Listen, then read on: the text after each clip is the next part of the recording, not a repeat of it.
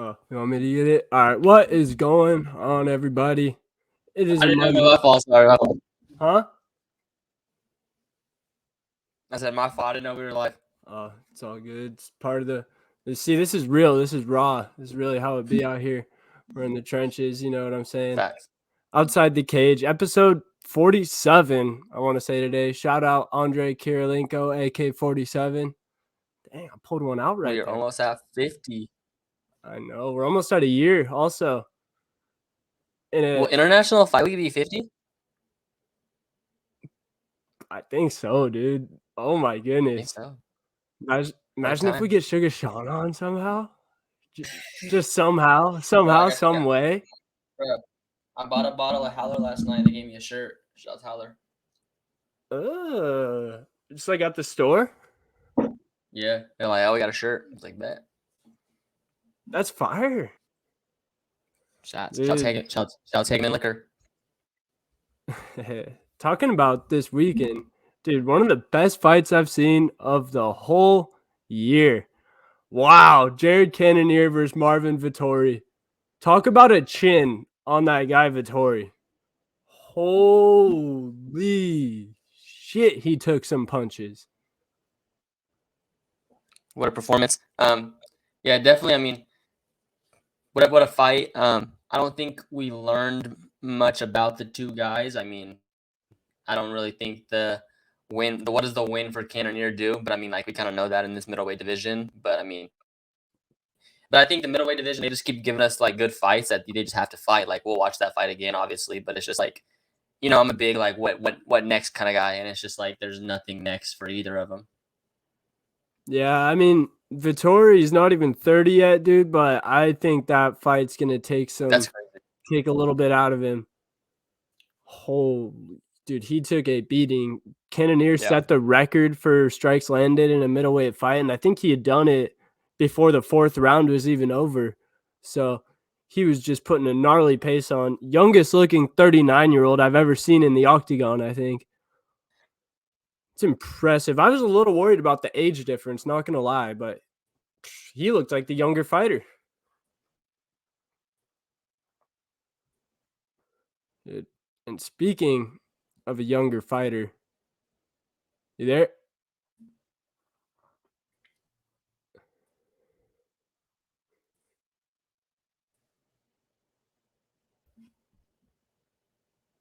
I'm having difficulties here. We good? Can you hear me? Yeah, I got you now. All right, go ahead. Sorry.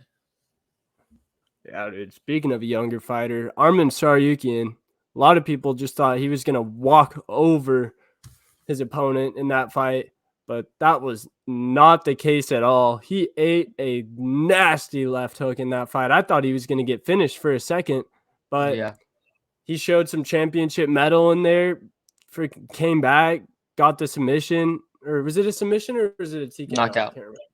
No. Okay.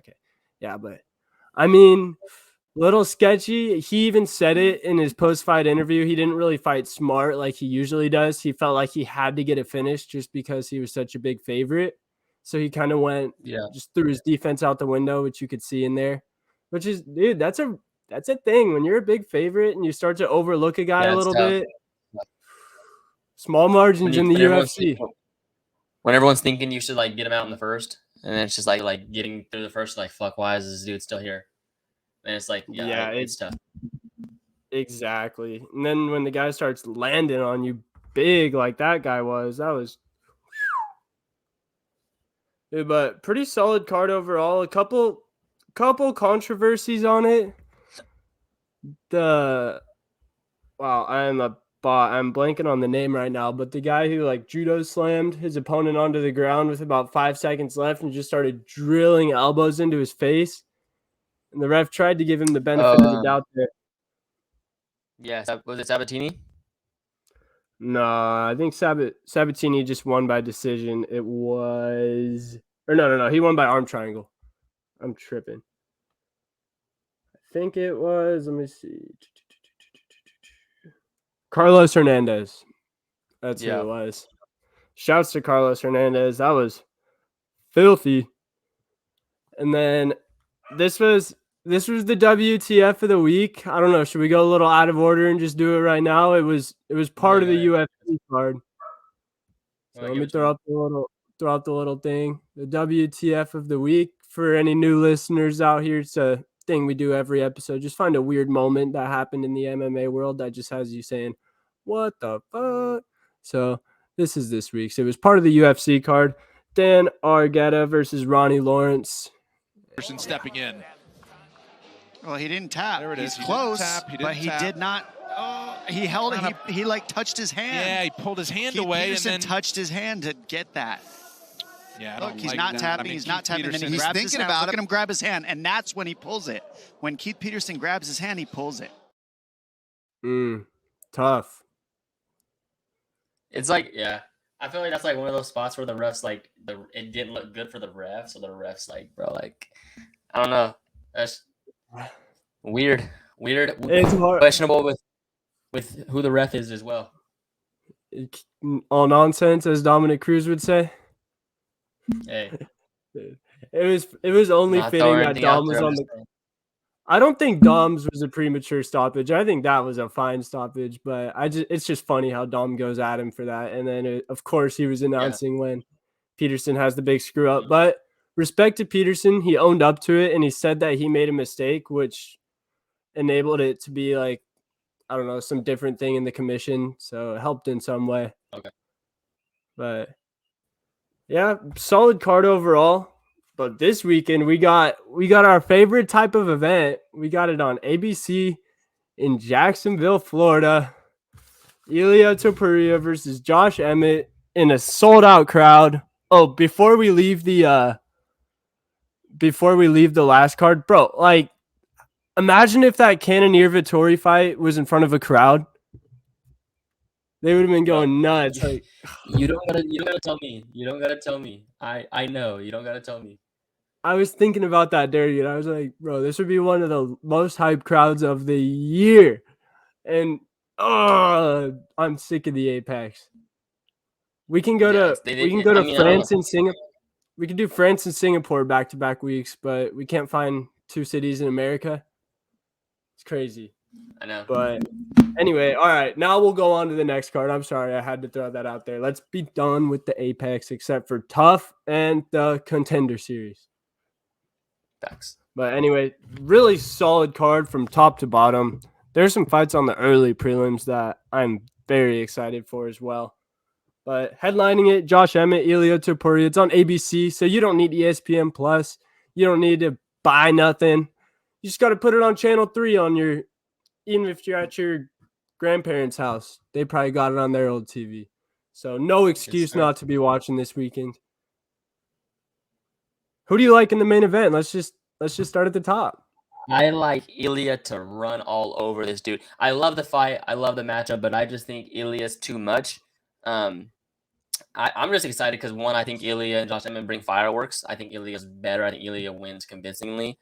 I don't think Ilia – I take that back. I think Ilia finishes him in the third. But I just think it's electric, and I think this is the perfect kind of fight to have these dudes on like a fight night main event. I love Josh Emmett as a fight night headliner. Ilia Topuria as a guy. We're live. It's going to be fireworks. I don't give a shit about the rest of the card. It's a good card, but this fight right here in front of a crowd, in front of one of my favorite places for MMA to be, UFC to be, Jacksonville, Florida. Shouts what all they did during COVID to help grow the sport. So I'm excited for this one. I can't wait to watch it. And then, like I said, it's just gonna be fireworks, and I don't think there's nothing that Josh Emmett could do. But I don't know. I mean, he has a puncher's chance, in my opinion, just because he does have heavy hands. So I just think how he looked against Yair, he was a step slow, and I think Ilia's just as fast as Yair. Even in that Yair fight, though, like it gets forgotten about. But Emmett did have some moments where he cracked Yair, but Yair's got that Mexican chin. It takes like double the punches to get those guys out of there. So I don't know. I also have Ilia winning by TKO. Let me see what those odds would look like because I think I am going to be firing a little bit. I'm trying to get my bankroll a little higher before our trip to Vegas, before we're boots on the ground. I heard a motivating Phil Mickelson story yesterday about when he was in Vegas. Oh shit! What did he say? Dude, he made $1 million on the football games in the morning, just firing, and he had a party with a bunch of famous athletes and stuff like that. Just sounded like a movie. So that's Dang. the motivation. Yeah, to win $1 million in Vegas. Sounds Come good. on, dude. I don't know. I've been spending way too much money, so I need this Vegas trip to go well. I can't really afford to have a Ruger style trip right here and be down a lot. Yeah. I think since we're gonna be able to see we're gonna be able to see the fighters, dude. We're gonna know. We're gonna know who's gonna win. Like, you're looking in their eye and you can tell. Just the way they're walking, if they have a bounce in their step. How the weight cut's going. I'm a body language PhD. I'm trying to get on Embedded. Shouts Embedded. Put me on. Dude, if we're standing next to Steven Chaco, we'll probably get in the shot. Facts. They're in every single one. Facts, they are. And then the co-main, honestly, I think they could have gone a couple other ways with the co-main for this Jacksonville card. But it's going to be a solid fight. Amanda Ribas versus Macy, the future barber.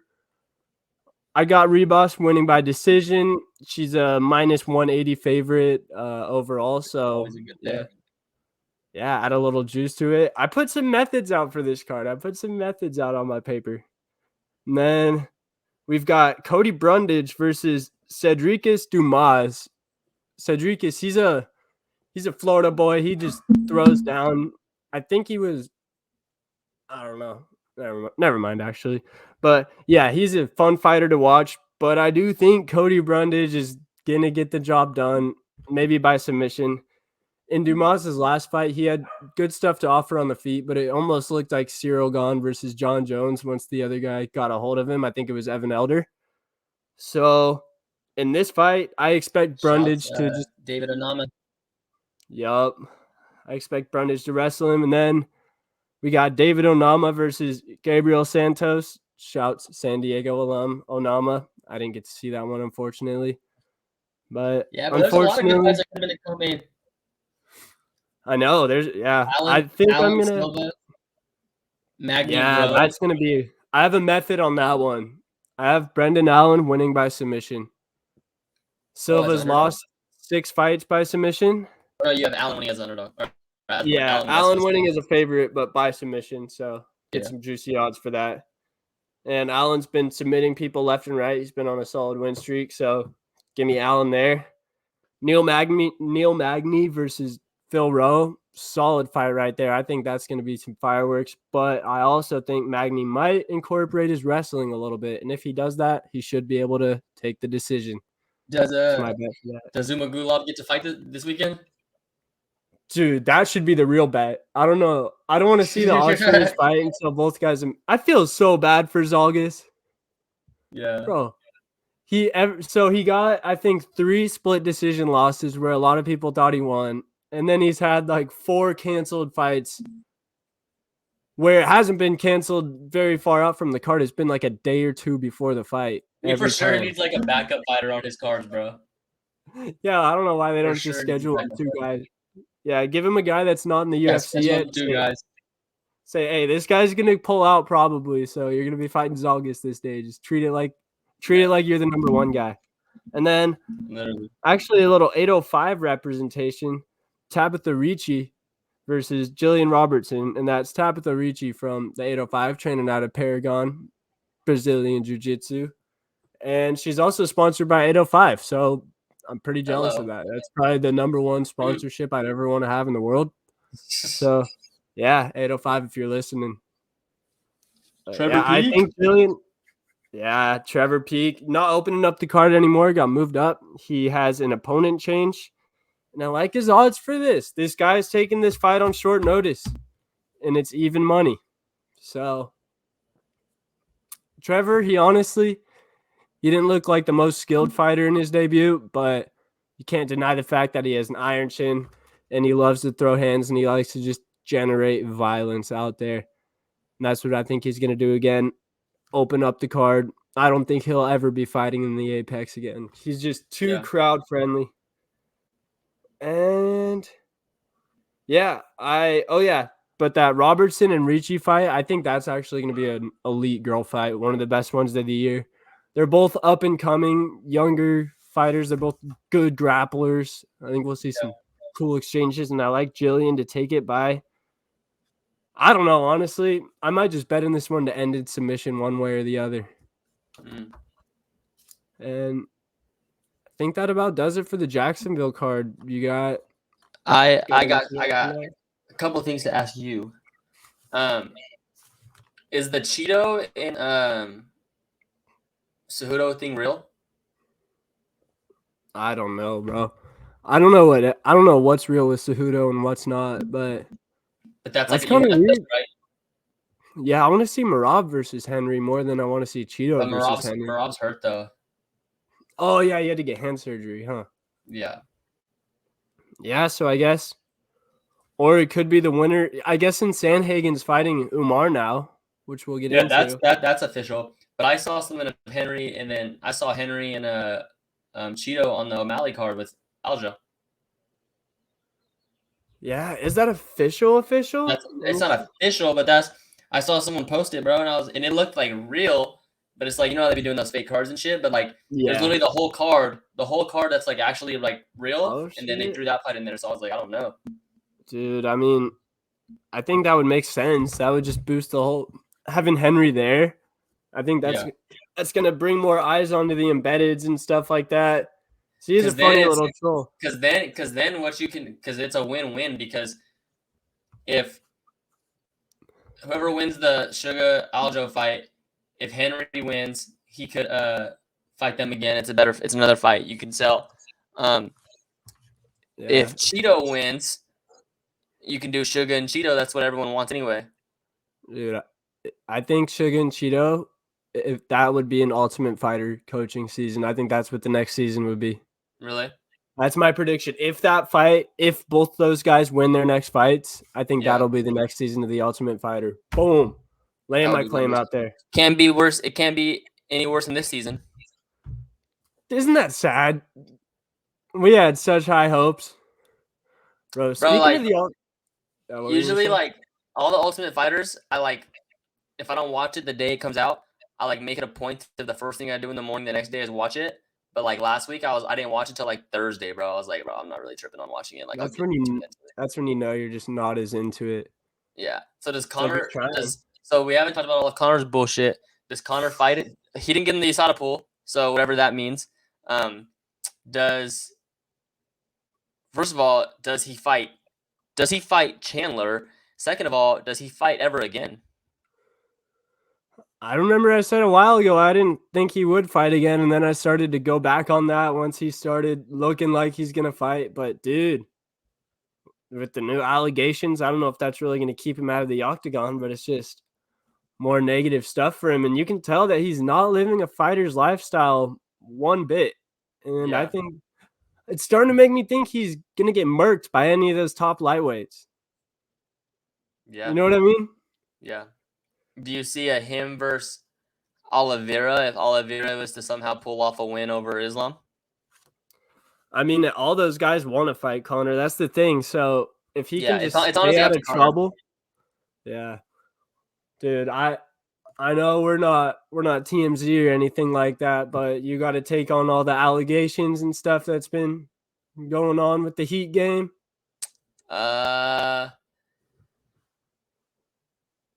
My take is at first it obviously looked bad.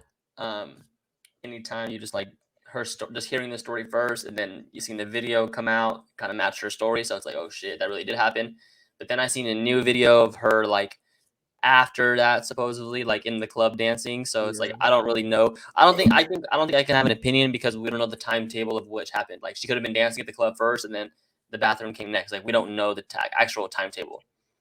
But my biggest question is I didn't know the Heat had a club in their arena. Bro, that looked sick. That was my question. At halftime, just go get lit, go back out to the game. That's just cool. Yeah, they got I think that's for like the courtside people. It's a They got league. they got a spot they can go at halftime. I've heard the Celtics have that too. That's fire. Yeah, that place did look sick, but bro, McGregor, dude, it almost kind of seems like Mike Tyson vibes a little bit, huh? Yeah, he's just Thinks he can do yeah, whatever he wants, like thinks nothing's gonna happen no matter what. But bro, even the extra punch on the mascot. bro. Yes, no, that's what I was gonna. What was the deal with that thing? So what happened there? So Was I that all the think same it was night? staged, huh? Was that all the same night? Yeah, that was halftime of the game. Yeah. So like, dude, that's just not good. Adding all those things together makes it So look what like he's happened? trying. So he was supposed to punch him. Like, so it was okay that he punched him. I think so, yeah, because he was supposed to punch him once, but I think the follow-up one was the one that really hurt him because you see him just bounce the dude's head off the hardwood. I don't know if he thought that the mascot's head would just be like a helmet and protect him, like it's headgear or something like that. But gosh, dude, I think he's probably just coked up doing crazy Yeah, stuff out there, yeah. living like it's like he's doing John Jones stuff, but he has A-list celebrity status. So there's just cameras on him, and it's even worse than when John was doing it. I guess not. Yeah. I I'm don't just know. interested It's to tough to see say. kind of the end of the Ultimate Fighter to see what they announce because there was going to be an announcement at the end.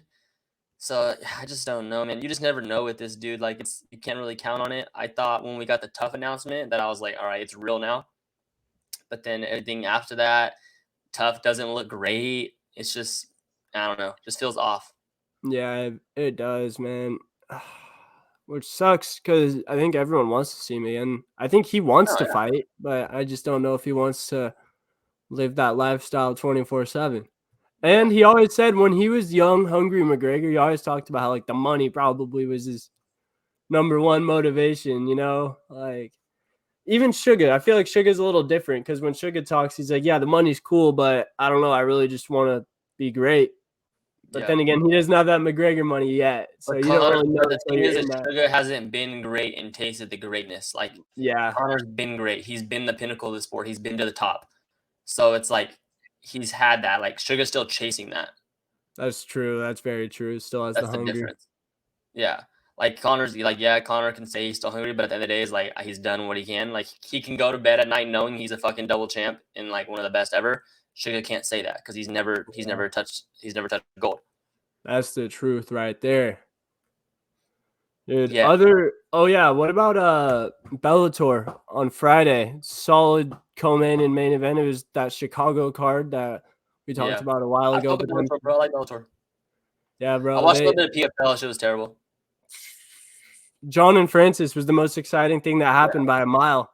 Bro, John would fucking rail that dude. He's too big for him. Way too fucking big for him. He is huge. Bro, He is huge. big. What's up with Yeah, him, but bro? What the fuck? Why did like Jamal Hill and John Jones just never get to fight? I don't know.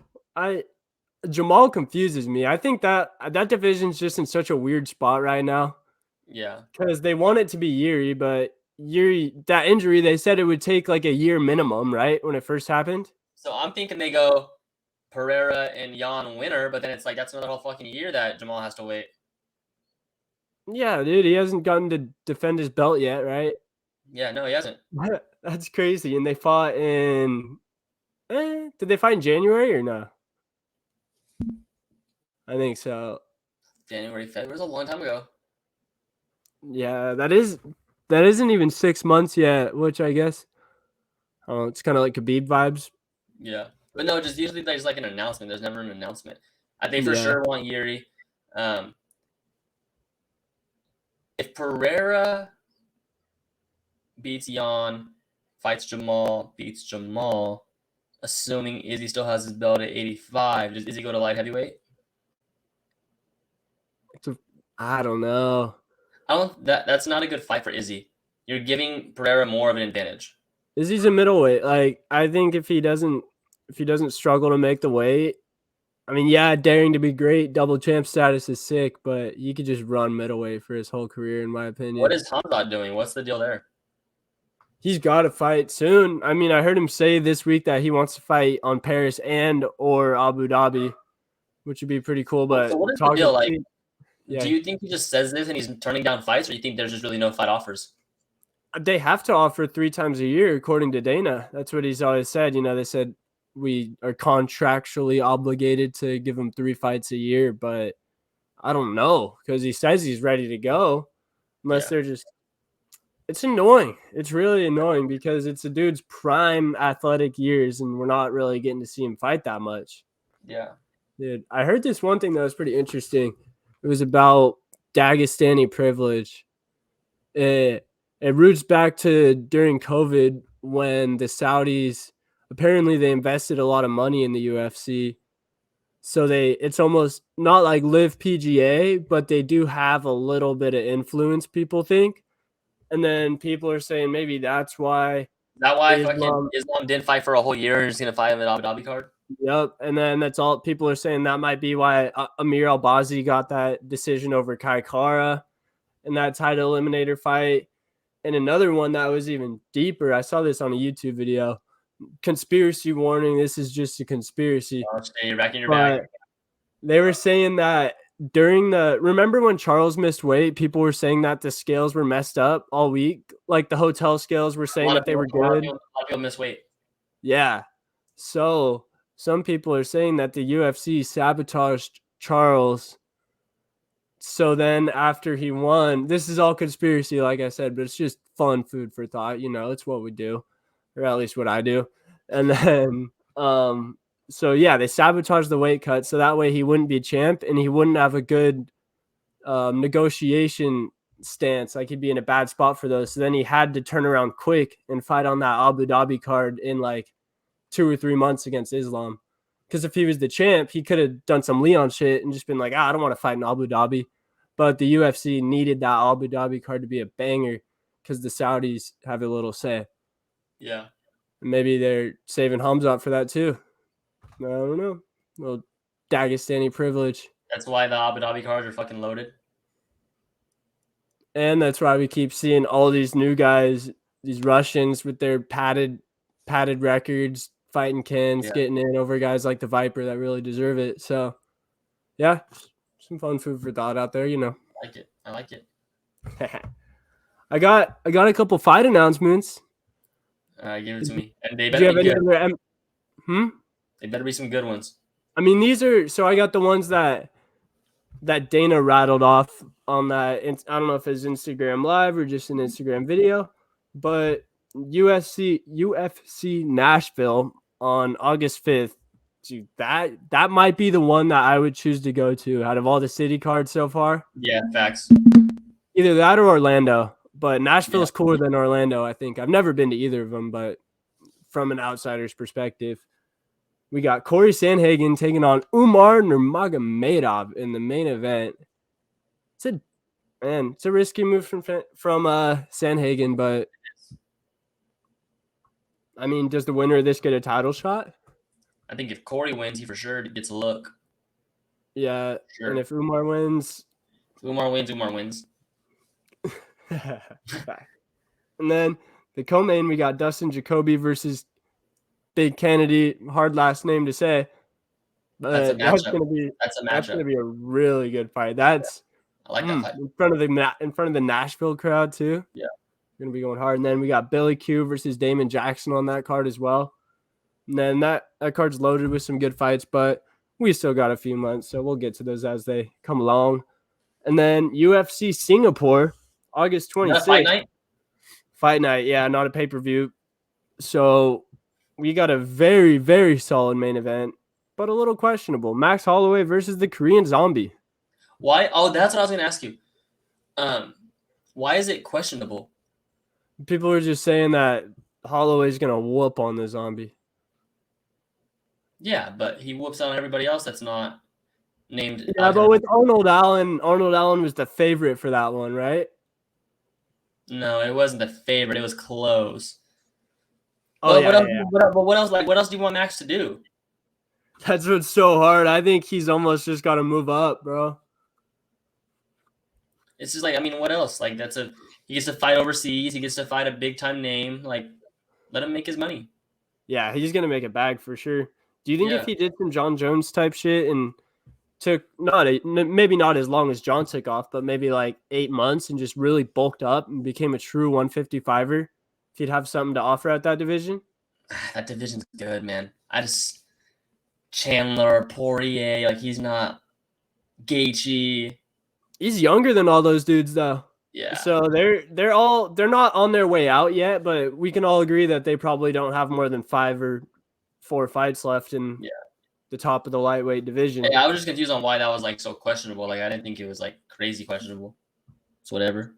It's just tough. Not really much left for Max, but I think they did say that they wanted to fight each other also because it's like they're each one of the only guys that they haven't fought from that era. And they've both been there the whole time. So it's a good fight to have happen, I guess. And then this one, UFC Paris, the next week. So we got Singapore 1 week, and then the next week we got Paris. We got Cyril Gane versus that's a fight night as well. Sergey Spivak. Yep, fight night as well. So who is it? Saved. Cyril versus Spivak. Yeah. Fucking it's a good one. Spivak's gonna roll over that dude, bro. He's gonna John Jones in. I'm totally off the Cyril Gane train, bro. No, yeah, I mean, if he fights a striker, I'll take Cyril every day of the week. But against a grappler, especially now that John laid out the blueprint, bro. Well, the fact that Khabib offered to train him and he said no. Yeah, he doesn't. Not even train him, just go work with him for a few weeks, go learn some things. Yeah. And then way off in the future, November 4th, we got another heavyweight fight. Curtis Blades versus Yalton Almeida. That's going to be a cool one. Yalton's just been able to bully everybody grappling so far, but I don't think he'll be able to do that to Curtis. So let me see it. Hopefully Curtis hasn't gotten knocked out one too many times at this point. But yeah that's what I got for fight announcements right now. Obviously, in a couple weeks, we got UFC 290. I am counting down the hours till we are there. I am so pumped. UFC X press conferences, the fight that we're actually going to be in the arena for. Facts. And I can't believe I really got to be in the arena for a pay-per-view event. That's crazy. I might bring a duffel bag for all the cash I'm going to win gambling. Hopefully. Facts. All right. And, I got to ask you something non-MMA related that I saw right before we actually. I didn't do it. No. It's NBA stuff. It's for your team. So Draymond Green declined a $27 million player option. Does that mean that he thinks he can get more than that per year? I think they're just gonna regroup, see what's out there. I don't think he leaves without. I don't think he leaves Steph. I think if Steph were to leave, then he leaves. But I think as long as Steph there, he stays. I don't think he's leaving. I just don't get why he doesn't take that money. There's no way his value is that high. Like I saw 27 mil. That means he just gets paid that for that season. Like that's a 1-year deal. No, so that's what he would have made. So he opted out. So it's a player. Yeah. Like, dude, he's probably, I feel like he's like a 15 mil a year guy. I don't know. I'm no GM, but like, bro, you're throwing millions out the window declining that. Yeah. I don't know. It's weird. And Bradley Beal, Chris Paul trade. Phoenix giving up all their depth. I think Phoenix is good. I don't really like kind of gives me the Nets vibes. I mean, I think they probably trade Ayton now and probably get a couple of pieces, but I don't think it really moves much for me. It doesn't move the needle to me, really. I don't really. Yeah. It's whatever. I don't think they beat the Nuggets. Dude, a healthy Nuggets team is just so perfectly built for a 7-round war because they got guy and Christian Brown. He'll probably be a 14 points a game guy next year off the bench or something like that. They just got dudes that can produce, and they all play good defense. They all play unselfish basketball. They're just nice. Yeah, they're really good. And Mike Malone's a dog. All right, then. Is that it for episode 47? That's all we got. See y'all same time next week. Yes, sir. Doses.